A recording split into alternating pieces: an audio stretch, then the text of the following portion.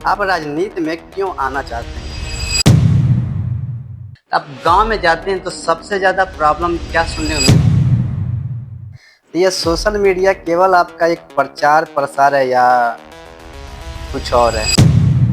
क्या अगर आप चुनाव जीत जाते हैं तो युवाओं को अपने टीम में 50% रहने का चांस देंगे या नहीं?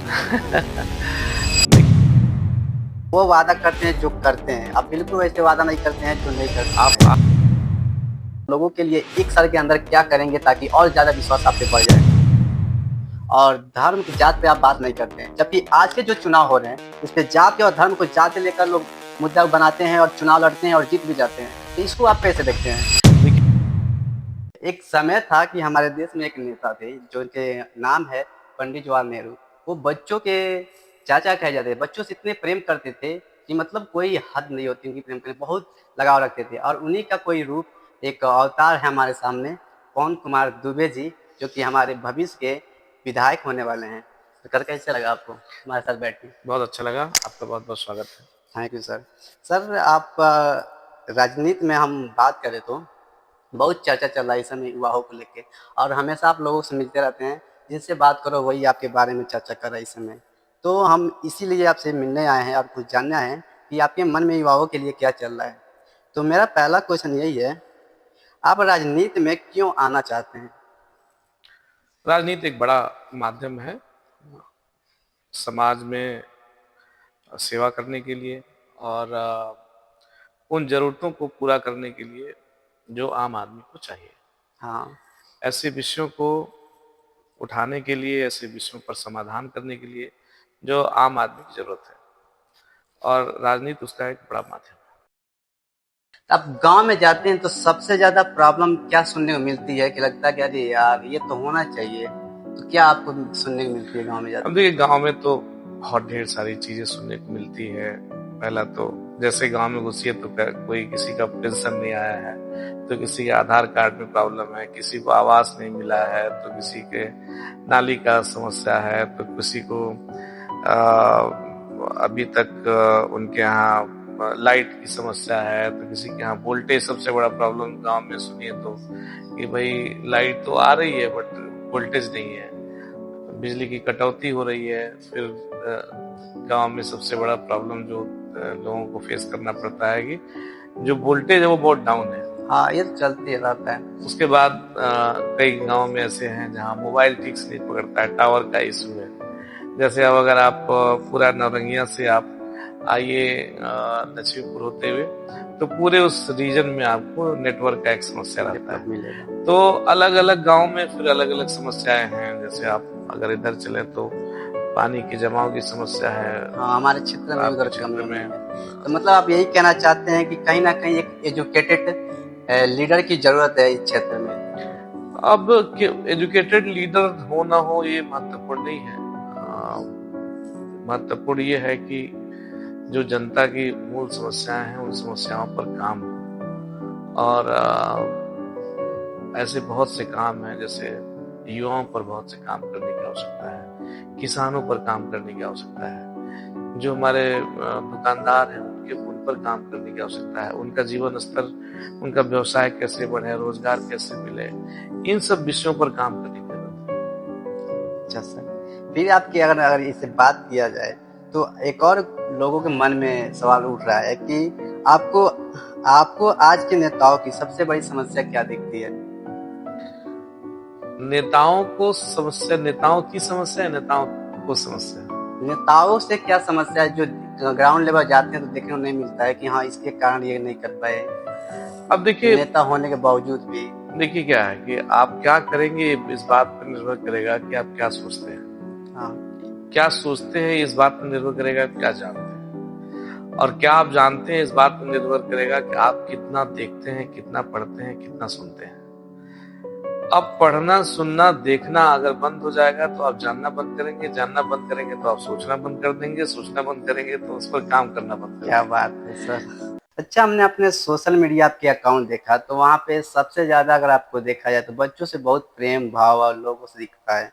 तो ये सोशल मीडिया केवल आपका एक प्रचार प्रसार है या कुछ और है?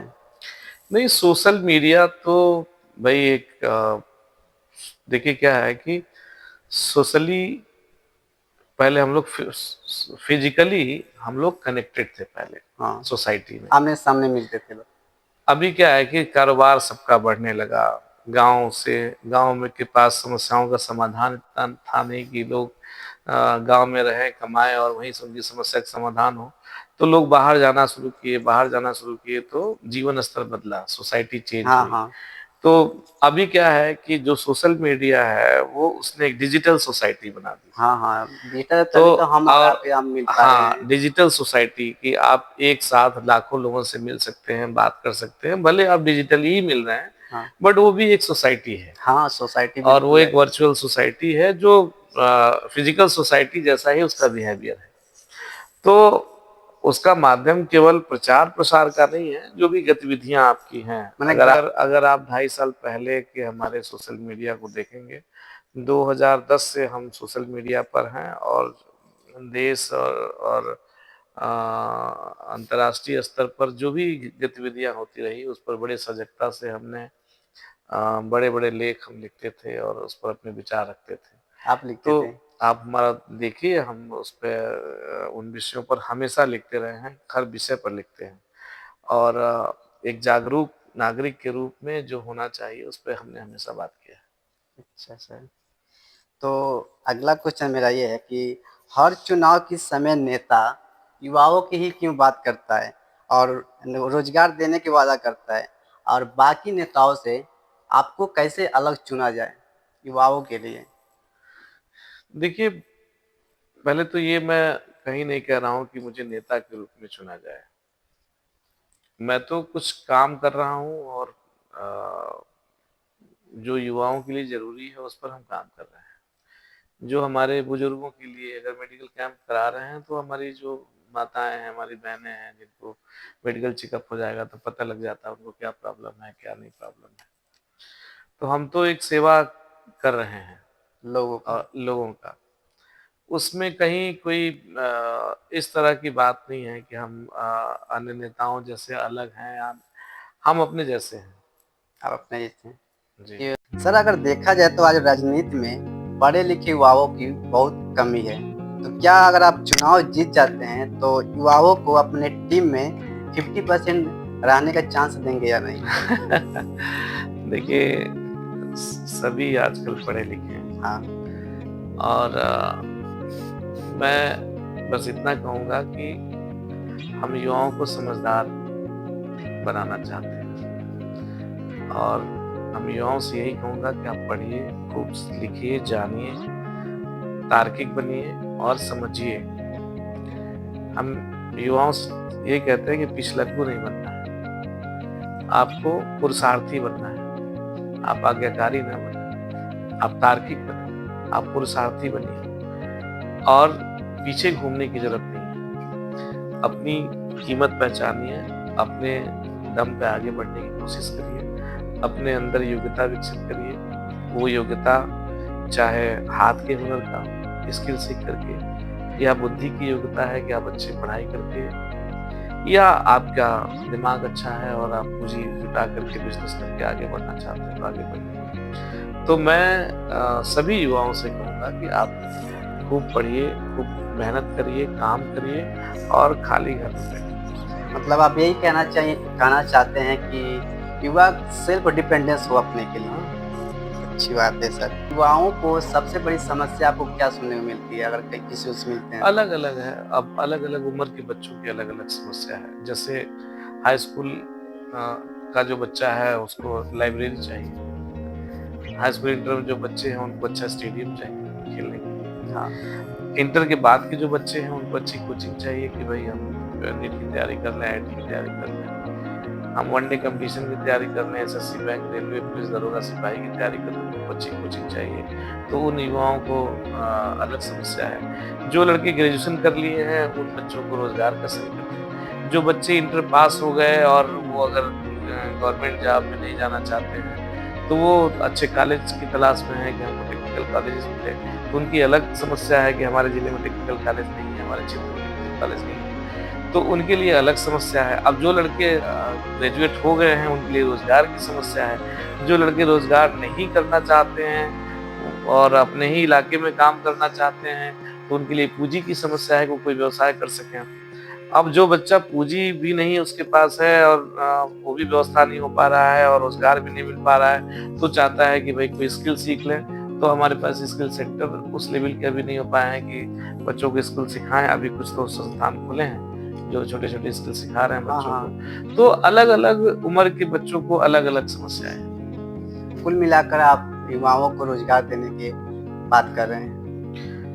हाँ, युवाओं के हर एक स्टेज पर जो जरूरत है उस पर हम बात कर रहे हैं, उस पर हम काम कर रहे हैं। नेता बन जाते हैं हमारे क्षेत्र के एमएलए, तो अगर आप जो कह रहे हैं कि हम लोगों को शिक्षित करेंगे, रोजगार देंगे, अगर आप नहीं कर पाए तो जनता आपको अगर कोई सजा देना चाहती है तो क्या आप एक जनता किसी को क्या सजा देती है? आप अच्छा काम करते हैं तो आपको दोबारा जिता देती है, आप खराब काम करते हैं तो आपको हरा देती है। कई सारे ऐसे पॉलिटिशियन होते हैं सर कि वादा करते हैं कि हम ये करेंगे वो करेंगे, फिर नहीं कर पाते हैं। देखिए हमारे साथ क्या है कि मैं तो कोई वादा कर नहीं रहा हूँ, मैं तो कह रहा हूँ कि ये जरूरत है, मैं तो कह रहा हूँ इस चीज की आवश्यकता है, इसकी पूर्ति की आवश्यकता है। हम कह रहे हैं कि इस पर हम काम करेंगे, हम काम करेंगे। हम ये भी कह रहे हैं कि यदि हम उस पद पर नहीं भी गए तब भी अगर बच्चों को टेक्निकल एजुकेशन चाहिए तो उस पर हम काम करेंगे, बच्चों को हम टेक्निकल एजुकेशन प्रोवाइड करेंगे। तो सर वही तो बात हो रही है, अगर नहीं कर पाए तो नहीं कर पाए जैसे क्या? अभी तक जो बोलता हूँ करता हूँ। अभी अगर मैं बोल रहा हूँ कि इस गांव में मेडिकल कैंप करना है तो करता हूँ, आज तक कभी ऐसा नहीं हुआ। जिस डेट को फिक्स कर दिया कि इस डेट में दुकान खुलनी है तो खुलनी है, जिस डेट में हमने कह दिया कि बच्चों को रोजगार मेला लगेगा उस दिन रोजगार मेला लगेगा और करके दिखाते हैं अपने। तो हम भविष्य में को लेके आशंका इसलिए है कि अभी तक यही होता रहा है कि लोग वादा करते हैं, जीतने के बाद कुछ करते नहीं है, तो वो जनता का एक अविश्वास बना हुआ है। और हम कोई भी ऐसा काम नहीं करेंगे कि हमारे और पब्लिक के बीच में कभी किसी अविश्वास की बात पैदा। सर यही सुनना चाहते थे हम, कहीं बहुत ऐसा होता है, यही सुनने को मिलता है कि लोग जिता तो देते हैं फिर जो कभी नेता ना उनके पास कभी मिलने जाते हैं ना कुछ। देखिए जब आप केवल पद की आकांक्षा रखेंगे तो आप येन केन प्रकरण कभी एक दल से दूसरे दल में जाके कभी दूसरे दल से बगावत करके आपको पद चाहिए तो उसके लिए आप कुछ भी करते हैं। हमारे लिए पद से बड़ी प्राथमिकता काम है। पवन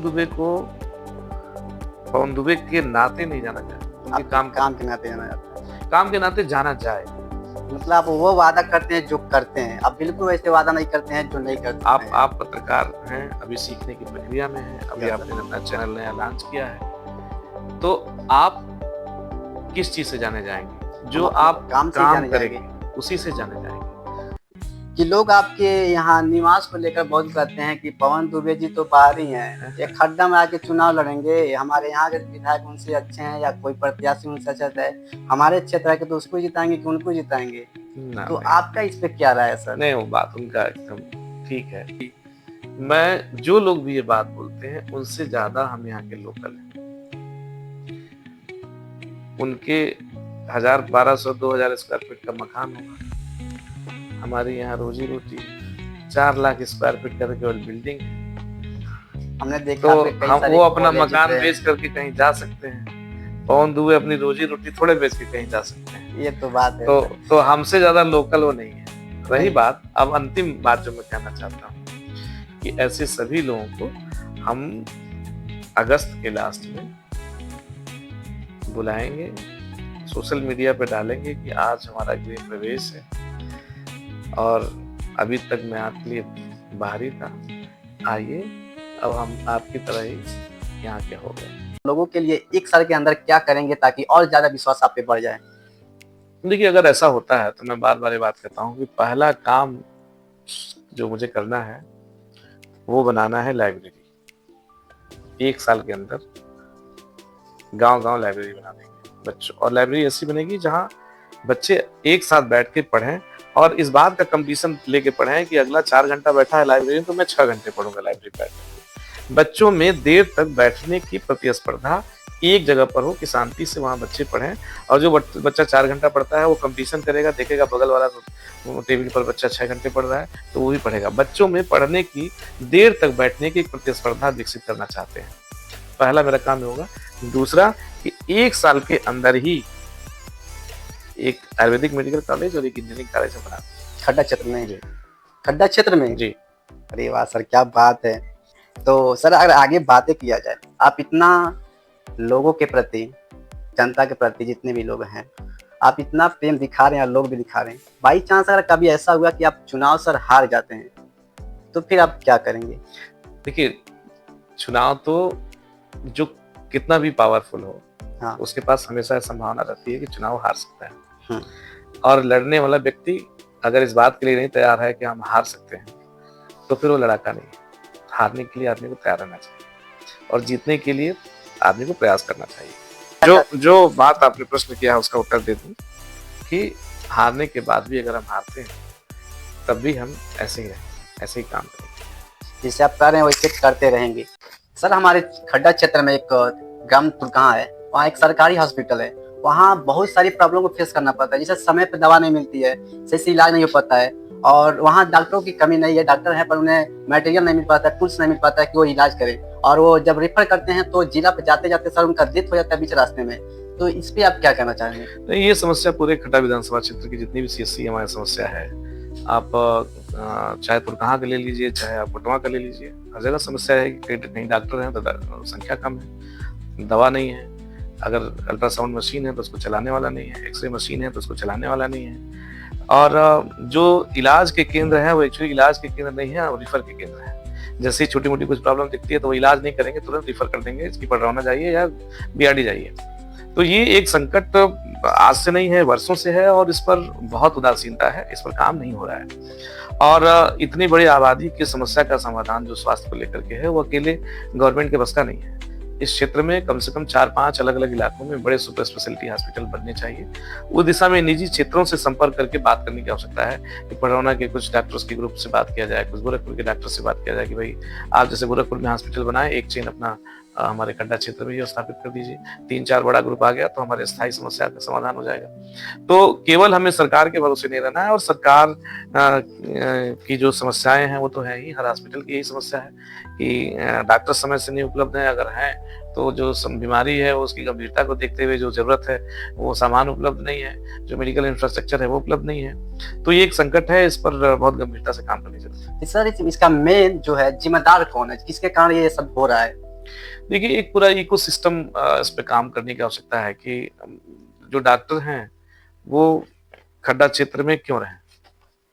उनके अपॉइंटमेंट हो रहे हैं तो वो शहर में ही पोस्टिंग जुगाड़ लगा कर ले रहे हैं, ग्रामीण इलाके में आना नहीं चाहते हैं। तो डॉक्टरों की संख्या बढ़ाई जाए, उनके अपॉइंटमेंट बढ़ाए जाएं, और अलग अलग सेक्टर के जो डॉक्टर्स हैं उनको बुलाया जाए। वो काम यहाँ नहीं हो पा रहा है, डॉक्टर आते ही नहीं है। 1-2 डॉक्टर के भरोसे 5 लाख आबादी को आप छोड़ के रखा है आपने, तो उसका समाधान तो नहीं होगा। ये एक पॉलिसी पैरालिसिस है कि इस डिसीजन को नहीं लिया पाया जा रहा है कि भाई एक सीएससी में कम से कम 4-5 डॉक्टर अवेलेबल हो, जितने पैरामेडिकल स्टाफ की जरूरत हो अपॉइंटमेंट हो उसके, जितने नर्सिंग स्टाफ की जरूरत हो उसके अपॉइंटमेंट हो, जो आवश्यक जो डॉक्टर दवा लिखे वो मेडिसिन जो शॉप है वहाँ हमारे मेडिसिन काउंटर पे वो दवा उपलब्ध रहे। तो सर आप शिक्षा की बात करते हैं, रोजगार की बात कर रहे हैं, और धर्म की जात पे आप बात नहीं करते हैं, जबकि आज के जो चुनाव हो रहे हैं उस पे जाति और धर्म को जाति लेकर लोग मुद्दा बनाते हैं और चुनाव लड़ते हैं और जीत भी जाते हैं। तो इसको आप कैसे देखते हैं? देखिए, हाँ, जीवन के लिए धर्म है, धर्म के लिए जीवन नहीं है, जीवन के लिए जाति है, जाति के लिए जीवन नहीं है। अभी हमारा जो संघर्ष है वो जीवन के लिए है, और जीवन का संघर्ष क्या है? एक छोटा बच्चा है, उसको क्या चाहिए? पढ़ाई। वो बच्चा बड़ा होता है, उसको क्या चाहिए? कमाई। और वो बुजुर्ग होगा तो उसको चाहिए दवाई। तो पढ़ाई, कमाई, दवाई, ये 3 हमारी मूलभूत आवश्यकता है, इसी से हमारा जीवन चलता है। अब जीवन रहेगा तो जाति भी रहेगी, धर्म भी रहेगा। तो हम जाति धर्म को जीवन से छोटा मानते हैं, जीवन को बड़ा मानते हैं। तो मेरे लिए जीवन प्राथमिकता है, धर्म और जाति मेरी प्राथमिकता में नहीं है। आपका कहने का मतलब है कि आप जाति और धर्म को कभी भी पॉलिटिक्स में इन्वॉल्व नहीं करेंगे? आज तक नहीं कभी किया। बहुत अच्छी बात है सर कि खड्डा क्षेत्र में बहुत ये नया होने वाला है कि पहली बार जो किसी पॉलिटिशियन जाति और धर्म पे चुनाव नहीं लड़ेगा। जी। Thank you sir. मेरा यही लास्ट क्वेश्चन है कि अगर आपको 24 घंटा के लिए एमएलए बना दिया जाता है तो आप क्या सबसे पहले बदलाव करेंगे जो हमेशा बनी रहे? ऐसा केवल पिक्चरों में होता है। अनिल कपूर की मूवी आई थी, उसी में ऐसा होता है। एक दिन में कुछ नहीं होता है।